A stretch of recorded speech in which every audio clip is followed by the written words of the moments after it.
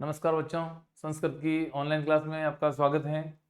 देखिए बच्चों, हम लोग पिछली क्लास में जो हमारा चौथा अध्याय था, लेसन नंबर 4 सदैव पूर्तो चरणम, उसको हमने पढ़ा था, समझा था। तो लीजिए बच्चों, हम आगे बढ़ते हैं। आज आपकी इस पाठ्य पुस्तक का जो पंचम अध्याय है उसको पढ़ने जा रहे हैं। सभी लोग अपनी अपनी पाठ्य पुस्तक में ध्यान रखेंगे, ध्यान से सुनेंगे। तो पाठ का जो नाम है वो है कंटकनेव कंटकम। यहाँ पे संधि हो रखी है कंटक केन एव, इसमें एव मिला हुआ है बच्चों, यानी कि कांटे से ही। कंटक का मतलब होता है कांटा, कांटे से ही कंटकम यानी कांटा निकलता है। तो बच्चों, जिस प्रकार से कहावत है जहर जहर को मारता है, उसी प्रकार से कांटे से कांटा निकलता है। तो देखिए बच्चों, इस एक सुंदर पाठ का जो परिचय मैं बताने जा रहा हूँ उसको ध्यान से सुनेंगे आप लोग, और बहुत ही अच्छी रोचक कहानी है। अगर आप इसको ध्यान से पढ़ेंगे तो निश्चित रूप से ही आपको एक बहुत बड़ा संदेश मिलेगा और एक शिक्षा मिलेगी कि किस प्रकार से इसकी कहानी हमें संदेश देती है। तो इस कहानी के माध्यम से हमें बताया गया है कि किसी भी व्यक्ति में जब कोई दुविधा या आपत्ति हो जाए तो उसको किस प्रकार से अपनी प्रति उत्पन्न मति के द्वारा, प्रति उत्पन्न मति का तात्पर्य होता है शीघ्र उत्पन्न होने वाली बुद्धि, उसके द्वारा हम लोग अपनी समस्या से कैसे उबर सकते हैं। तो देखिए मित्रों, प्रस्तुत जो पाठ है वो मध्य प्रदेश के डिंडोरी जिले में। कौन सा प्रदेश? Madhya Pradesh. How many state in India? Bharat में स्टेट कितने हैं? तो बच्चों 28, जबकि इससे पहले तेलंगाना जो आंध्र प्रदेश से अलग हुआ था 29 स्टेट थे। बट अभी जब 370 की धारा हटाई गई जम्मू कश्मीर में, उसका विलय करके वापस 28 राज्य भारत के अंदर हो चुके हैं। तो बच्चों देखिएगा, जो एमपी स्टेट है हमारा, वहां से डिंडोरी नामक एक जिला है। तो उस जिले में प्रधानों के बीच प्रचलित एक लोक कथा है। लोक कथा का तात्पर्य है लोगों के द्वारा की गई कथा कहानी जो होती है उसको हम लोक कथा के नाम से जानते हैं। वो प्रचलित लोगों के अंदर ये कथा, यहाँ पे बच्चों कुछ मिसप्रिंट है, ये पंचतंत्र नहीं है, पंचतंत्र है। क्योंकि आप जानते हैं कि हम लोग पिछले पार्ट के अंदर एक विष्णु शर्मा की कहानी को पढ़ा था हमने। वो विष्णु शर्मा द्वारा रचित एक पंचतंत्र नामक ग्रंथ था। उस ग्रंथ की पंचतंत्र की शैली में रचित है। बच्चों पंचतंत्र जो मैंने बताया था, वो पंचतंत्र जो ग्रंथ है, जो काव्य है, उसके अंदर बच्चों पशु और पक्षियों के माध्यम से हमें संदेश मिलता है, शिक्षा मिलती है। तो पंचतंत्र की शैली में रचित है, यानी कि ये जो कहानी है पशु और पक्षियों के आधार पर रचित है। प्रस्तुत कथा का ये शिक्षा प्रदान करती है, कथा ये शिक्षा प्रदान करती है कि संकट में पड़ने पर, यानी आपत्ति आने पर, चतुराई एवं प्रति उत्पन्न मतित्व। प्रति उत्पन्न मतित्व का मतलब होता है शीघ्र ही उत्पन्न होने वाली बुद्धि। जैसे कि हम संकट में जब आ जाते हैं या हमारे ऊपर कोई आपत्ति या विपत्ति आ जाती है तो हमें किस प्रकार से हमारी बुद्धि काम करती है उस समय, यानी कि संकट में आने पर, व्यक्ति के संकट में आने पर शीघ्र जो सकारात्मक सोच या निर्णय जो हमारा होता है उसको हम प्रति उत्पन्न बुद्धि कहते हैं। तो वो उससे बाहर निकला जा सकता है। तो इस प्रकार से इस कहानी के अंदर ये हमें शिक्षा मिलती है और ये संदेश मिलता है। तो प्रधान और उनकी कला जो परंपरा है, प्रधान मुख्यतः गौड़ राजाओं की वंशावली और कथा के गायक हैं।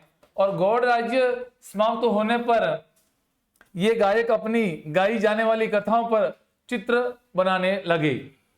तो देखिए बच्चों, जैसे कि राजस्थान के अंदर एक फड़ वाचन होता है, जिस प्रकार से हमारे राजस्थान के लोक देवता है, तेजा जी है, पाबू जी है, हड़बू जी है, उस लोक देवताओं के किसी पर्दे पर चित्र अंकित होते हैं, उसकी कथाओं के, उसकी जीवनी के, और चित्रों को देख करके उनके जो भोपे होते हैं वो अपने गायकी के माध्यम से फड़ का वाचन करते हैं।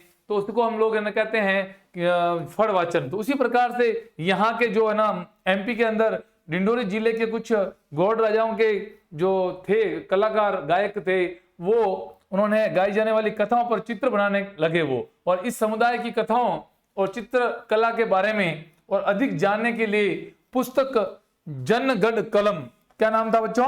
जनगढ़ कलम, यानी कि ये वन्या प्रकाशन से प्रकाशित हुई है, भोपाल से, एमपी के अंदर है भोपाल बच्चों।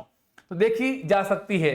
प्रस्तुत कथा के संकलन करता हिंदी के सुप्रसिद्ध लेखक, बच्चों यहाँ पे है जो तो मिसप्रिंट है थोड़ी सी, इसको सुधार लीजिएगा। प्रसिद्ध लेखक श्री उदयन वाजपेयी। कौन थे बच्चों? उदयन वाजपेयी, इसको अंडरलाइन कर दीजिएगा, उदयन वाजपेयी। लोक कथाओं में जीवन की रंग बिरंगी तस्वीर मिलती है, जीवन की रंग बिरंगी तस्वीर इस लोक कथाओं में मिलती है।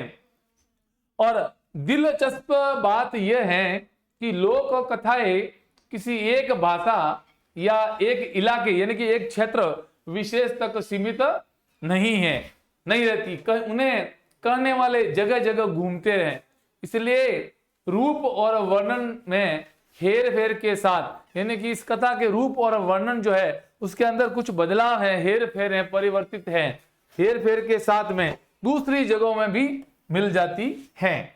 तो क्षेत्र विशेष की संस्कृति, बच्चों संस्कृति का तात्पर्य यह होता है कि हमारा खान पान, हमारा रहन सहन, हमारा व्यवहार, हमारी भाषा, हमारी बोली, उनको संस्कृति के नाम से जानते हैं। संस्कृति की झलक उनको अनूठा बनाती हैं और स्थान और काल के अनुसार लोक कथाओं की नई नई व्याख्याएं होती रहती हैं। इस क्रम में उनमें परिवर्तन भी होता है। तो इस प्रकार से बच्चों हमने ये जो पाठ का जो परिचय पढ़ा है, तो आपको इस बात का ध्यान रखना है, इस पाठ के परिचय के अंदर हमने जो बात बताई है उस विशेष बात के अंदर एक तो ये बात ध्यान रखनी है आपको कि यह जो लोक कथा है ये पंचतंत्र की शैली पर रचित है। यह कौन सा तंत्र? पंचतंत्र, जो विष्णुदत्त शर्मा द्वारा लिखा गया है। दूसरी बात हमें ये ध्यान रखना है कि ये जो इसके संकलन, जो इस कथा का संकलन जो करता है वो हिंदी के सुप्रसिद्ध लेखक श्री उदयन वाजपेयी से। तो इस प्रकार से ये दो तीन बातें इसके अंदर जो इंपॉर्टेंट है इसको विशेष रूप से आपको ध्यान में रखना है। और जब ये इसकी पुस्तक जो है वो है जनगढ़ कलम, वन्या प्रकाशन भोपाल से देखी जा सकती है। तो इस प्रकार से हमने ये पाठ का परिचय जो आपको मैंने सुनाया है, मैंने समझाया है। अब इस पाठ के परिचय के बाद में हम लोग आगे बढ़ते हैं और अपनी जो संस्कृत के माध्यम से आपको हिंदी भावार्थ समझाने का मैं प्रयास करूंगा। और बहुत ही अच्छी कहानी है, इस कहानी से हमें बहुत ही बढ़िया शिक्षा मिलेगी और प्रेरणा मिलेगी कि हम कभी भी अपने जीवन के अंदर आपत्ति या किसी समस्या में अगर हम लोग फंस जाते हैं या हमारे सामने बहुत बड़ी समस्या आ जाती है तो उस समस्या को हम लोग किस प्रकार से उनका निवारण कर सकते हैं, समस्या से उबर सकते हैं। तो हमारी सकारात्मक सोच के द्वारा हम लोग उस समस्या से जो उबर सकते हैं। तो लीजिएगा बच्चों, आप और हम मिलकर के इस कथा का आनंद लेते हैं और इसका संस्कृत से हिंदी माध्यम में इसका अनुवाद करते हैं। तो आशित कस्चित चंचलो नाम व्याध। बच्चों व्याध का मतलब होता है शिकारी। क्या मतलब होता है बच्चों? शिकारी। व्याध का मतलब होता है शिकारी। आशित न था, कश्चित न कोई, चंचलो न चंचल, नाम न चंचल नाम का कोई एक शिकारी था। बच्चों यहां प्रश्न बनेगा व्यादस्य किम नाम अस्ति? व्यादस्य चंचल नाम अस्ति। क्या नाम था बच्चों? चंचल। चंचल नाम का एक शिकारी था, एक व्याध था। ओके बच्चों आगे बढ़ते हैं। फिर कहा इन्होंने पक्षी मृग आदि नाम। पक्षियों और मृग, बच्चों मृग का तात्पर्य होता है पशु। बच्चों कहीं कहीं इनका तात्पर्य हिरण के रूप में लेते हैं, लेकिन यह पाठ्य जो पुस्तक है उसके गद्यांश या पद्यांश के अनुसार उसका अर्थ लिया जाता है। तो यहां पे बच्चों मृग का तात्पर्य होगा पशु। वो पक्षी और पक्षु आदि को ग्रहण करके या मार करके स्वव्याम जीविकाम, वह कौन? चंचल। स्वव्याम अपनी, जीविका में जीविका को क्या करता है? निर्वाह करता है, इसमें निर्वाह करता था। समझ में आ गया ना बच्चों? ये लाइन आपके सामने। कोई चंचल नाम का एक व्याध शिकारी था जो पक्षी और मृग यानी कि वस्तुओं को आदि नाम आदि को ग्रहण करके या मार करके क्या करता था? वो अपनी स्वव्याम, अपनी अपनी क्या करता था, जीविकाम, जीविका को निर्वाहिती, निर्वाह करता था, उसको बिताता था। ठीक है बच्चों, अब बढ़ते हैं आगे। एकदा, एक बार, स वने, व वन में, जलाम विस्त्रिय, जलाम, बच्चों यहां पे कुछ मिसप्रिंट है, जालम है, यहां पे जलाम नहीं जालम है, यानी कि एक बार वह, स किसके लिए आया, ये सर्वनाम शब्द है, किसके लिए आया बच्चों, ये स जो आया है उस चंचल के लिए। चंचल कौन, व्याध, और व्याध का तात्पर्य है शिकारी। वह शिकारी वन में जाल को विस्तृय, यानी कि फैला करके, गृहम आगतवान, गृहम का मतलब होता है बच्चों घर, आगतवान, कतवतु प्रत्यय का प्रयोग हुआ यहाँ पे, आ प्लस गम धातु प्लस कतवतु, यानी कि आ उपसर्ग लगा है इसमें, गम इसमें धातु है और कतवतु इसमें प्रत्यय है, तो आगतवान शब्द बना है। तो इस पूरी लाइन का अर्थ हो जाएगा, एक बार वह शिकारी वन में जाल को फैलाकर घर आ जाता है। समझ में आ गया ना बच्चों?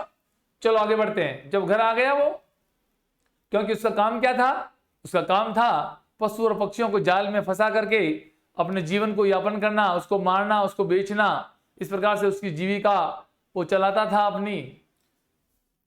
अगले दिन, अन्य अस्मिन दिवसे, अन्य अस्मिन का मतलब होता है अगले, दिवसे न दिन, प्रातः काले, प्रातः काले का मतलब होता है बच्चों सुबह, मॉर्निंग में।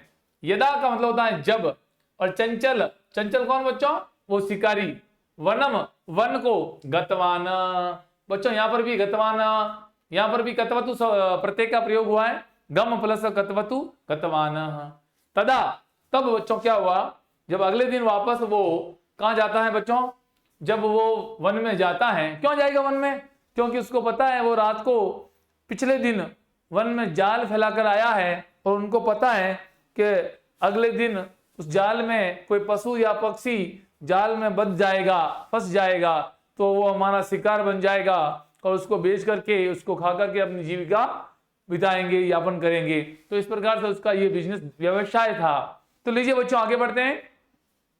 जब वो अगले दिन वहां पहुंचता है, तदा स दृष्टवान, बच्चों दृष्टवान शब्द जो लिखा हुआ है, दृष्टवान शब्द, इसके अंदर दृश्य धातु है और कतवतु प्रत्यय है। कौन सा है, कतवतु। जहां लास्ट में तवान, तवान, टवान, धवान, इस प्रकार के शब्द आपको दिखाई दे, वहां कतवतु प्रत्यय होता है। तो उसने देखा, ये तने की, तने विस्तारिते, तने की जगह वने हैं बच्चों, यहाँ पे कुछ मिसप्रिंट है, इसको सुधार लीजिएगा। तने की जगह वने हैं, तो वने ने वन में, विस्तारिते न फैलाए गए, जाले न जाल में, दौर्भाग्यात, दौर्भाग्यात का अर्थ होता है बच्चों दुर्भाग्य से। किससे, दुर्भाग्य से, दुर्भाग्य से व्याग्रहबद्ध, व्याग्र का मतलब होता है बच्चों शेर। क्या मतलब होता है, शेर। बच्चों यहां पे व्याध है, और व्याध का मतलब होता है बच्चों शिकारी, और व्याग्रह, और व्याग्र का मतलब होता है बच्चों शेर। बद्ध आसित, बद्ध गया, सो अचिंत्यतः, वो जब शेर बंध गया, उसमें शेर फंस गया उस जाल में, तो वो सचिंत्य, तो उसने सोचा, क्या सोचा, व्याघ्र माम खादिशति। व्याघ्र का मतलब क्या होता है बच्चों, शेर, माम ने मुझे खा जाएगा, अतएव इसलिए पलायनम करणीय, भाग जाना चाहिए, पलायन कर जाना चाहिए। ऐसा किसने सोचा, उस व्याध ने, उस शिकारी ने। व्याघ्र निवेदित, व्याघ्र नी अवेदित, अवेदित, यहां पे संधि हो गई बच्चों, देखिएगा, नी प्लस अवेदित, अवेदित, बच्चों नी से ई निकलता है, ई से ये बनता है, और न आधा हो जाता है, तो यहाँ पे यण संधि होती है बच्चों। तो व्याघ्र नी अवेदित, व्याघ्र ने, उस बाघ ने, उस शेर ने निवेदन किया कि भो मानव, हे मानव, हे मनुष्य, कल्याणम भवतु ते, तेरा, ते मतलब तुम्हारा, कल्याण हो, भवतु न हो, भव धातु और लोट लकार, भवतु भवताम भवन्तु, इस प्रकार के रूप चलते हैं लोट लकार के। ते कल्याणम भवतु, तुम्हारा कल्याण हो। यदि तुम माम, यदि तुम मुझे, मोचयसि यानी कि मुझे छुड़ाओगे या मुक्त कर दोगे, तरही तो, तरही शब्द का अर्थ क्या होता है बच्चों? तो अहम, अहम शब्द का अर्थ क्या होता है? मैं, त्वाम तुझे, न हनिष्यामी नहीं मारूंगा। क्या नहीं करूंगा? न हनिष्यामी। बच्चों यहाँ पे जो यह हनिष्यामी शब्द जो बना हुआ है, हन धातु से बना हुआ है, और हन धातु का मतलब होता है मारना, हत्या करना। और यहाँ पे हनिष्यामी, श्यामी का मतलब ये होता है अहम के साथ में क्रिया लगती है, उत्तम पुरुष एक वचन की क्रिया हनिष्यामी, तो अहम हनिष्यामी, मैं नहीं मारूंगा, मारूंगा ना लग गया, नहीं मारूंगा, तो हाँ मैंने तुझको, मैं तुझको नहीं मारूंगा। क्या कहा उस शेर ने? क्या यदि तुम मुझे इस जाल से छुड़ाओगे, मुक्त कराओगे, तो निश्चित रूप से मैं तुझे नहीं मारूंगा और तुम्हारा क्या हो जाएगा? कल्याण हो जाएगा। ऐसी मैं दुआ करता हूं। इसलिए प्लीज आप मुझे इस नेट से, इस जाल से क्या कराओ? फ्रीडम कराओ, आजाद कराइए हमें। तो इस प्रकार से आप इस चित्र को भी देख रहिए कि ये आपके यहाँ व्याध है, शिकारी है, और इस नेट के अंदर, इस जाल के अंदर ये शेर जो बंधा हुआ है, फंसा हुआ है, और ये जंगल का चित्र दे रखा है। अब वो शेर इसके अंदर, नेट के अंदर फंसा हुआ उस व्याध से, उस शिकारी से निवेदन करता है, उससे वो प्रार्थना करता है कि प्लीज लीव मी, हमें छुड़ाओ। तो कह रहा है वो, उसको डर लग रहा है उस व्याध को, उस शिकारी को, कि ऐसा तो नहीं है कि वो मुझे इस नेट से निकलने के बाद खा जाएगा, लेकिन वो उसको विश्वास दिलाता है कि मैं तुझे नहीं मारूंगा। आगे देखिए बच्चों, तदा स व्याधः, तब वो तदा न तब, स निभ व्याध, व्याध का मतलब होता है बच्चों शिकारी, जालात, जाल से, बही न बाहर। बच्चों बही का तात्पर्य होता है बाहर। निरसारित, निरसारियत, निरसारित का तात्पर्य होता है बच्चों निकालना। व्याग्रह, और व्याग्र का मतलब बाघ, शेर को। अब उसको क्या करता है? तब वो उस व्याध, वो शिकारी जाल से उसको, व्याघ्र को बाहर निकालता है। तो व्याघ्र क्लांत आसित, क्लांत शब्द का तात्पर्य बच्चों होता है थका हुआ। तो व्याघ्र यानी कि वो बाघ क्या हो जाता है? थक जाता है। क्या हो जाता है? थक जाता है। तो व्याघ्र क्लांत, बाघ थक जाता या थका हुआ था, आसित न था, भूतकाल की क्रिया है। सो अवदत, बच्चों सो अवदत, यहां पर भी आपके जो संधि हो रही है वो हो रही है पूर्व रूप संधि हो रही है, यहाँ पे स्वर संधि।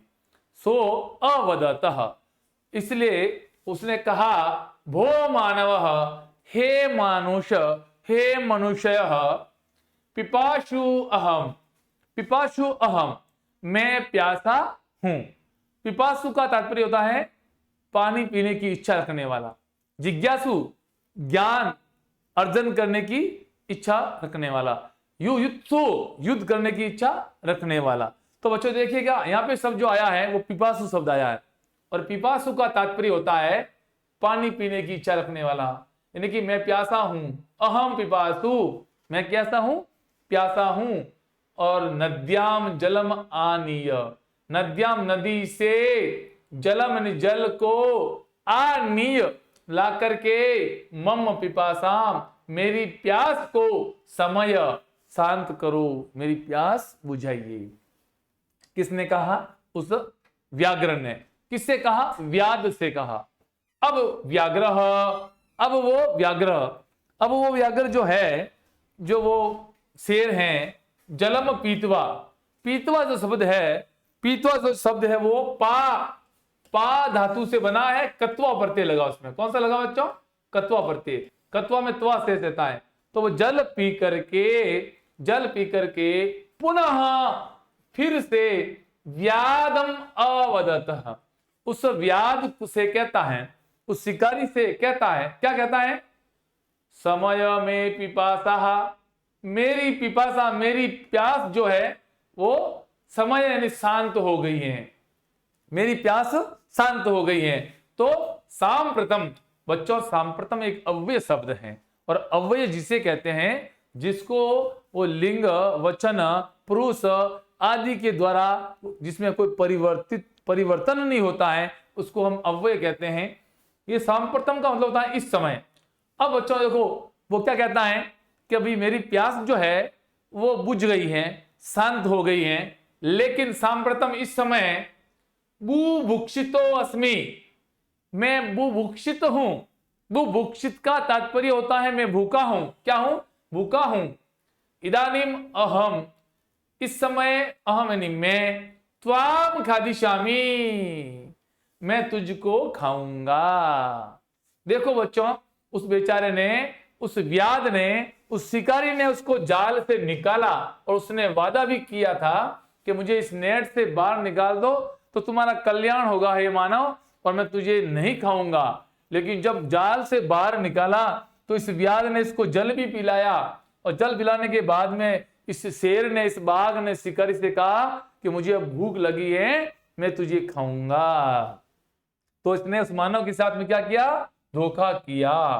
तो अब चंचल, चंचल मतलब वो शिकारी, चंचल उक्तवान। बच्चों उक्तवान के अंदर वच धातु और कतवतु प्रत्यय हैं। उक्तवान, तो उस उक्तवान उसने कहा अहम त्वकृते, मैं तुम्हारे लिए या तेरे लिए धर्मम आचरितवान, मैंने धर्म का आचरण किया है। किसका आचरण किया है? धर्म का आचरण किया है।